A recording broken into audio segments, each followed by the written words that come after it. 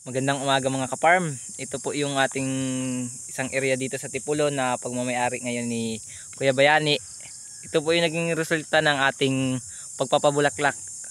Yang maganda po naging resulta at lahat po naman ay may bulaklak. Yan. Ito po ngayon ay 22 dapi. Yan po. Yung malalaking puno ngayon po ay palibot po ay puno ng bulaklak. Halos lahat naman ay madaming bulaklak.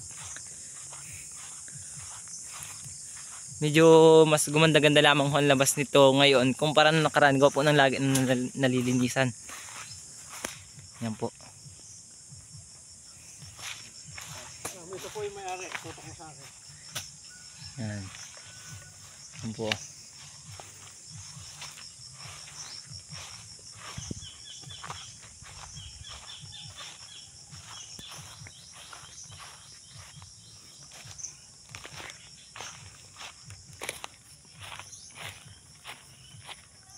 Puro pollinator na halos ano dito ngayon, madalang na akong insekto. Wala na akong makitang insekto dito.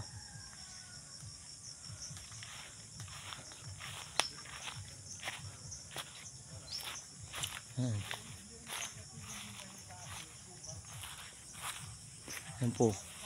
Yan po ang gaya po kahaba ang bulaklak niyan. Higit kumulang 2 dangkal. Yan.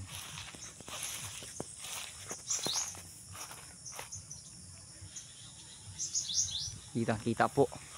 Kahit po gulpinda lang ng kanyang dahon, ang lumamang po sa kanya ay bulaklak. Kahit po siya isang na lamang, napabulaklak pa rin po. Yan, kagaya po nito. Gulpinda lang po ng dahon niya. Gawa po na nagpalit ng dahon. Ina-renovate pa po itong areang ito.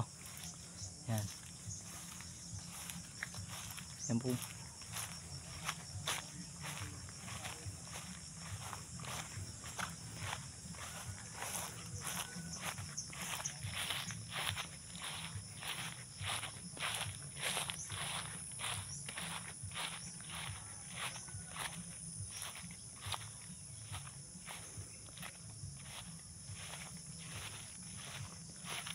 Medyo may pailan-ilan nang nagsisimulang bumuka ang bulaklak, kaya tayo po ay magkakaroon na ng pag-i-spray pagka nagka 24 dapi na ho.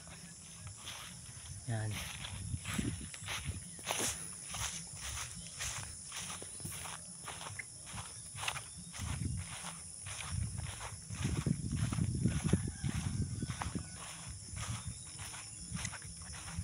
Yan po. Yan. Hanggang sa laylayan ay talagang punong-puno ng bulaklak. Yan.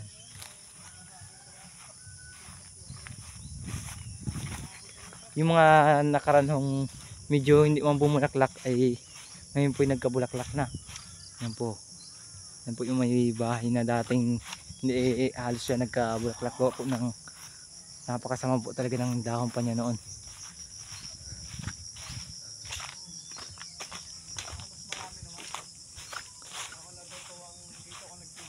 Dito wala na makakapasok pagka may mga bunga na.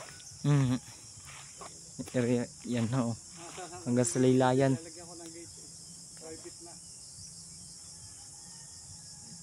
Pwede yung mamamasyal na mga mag-inisyoso ng bunga.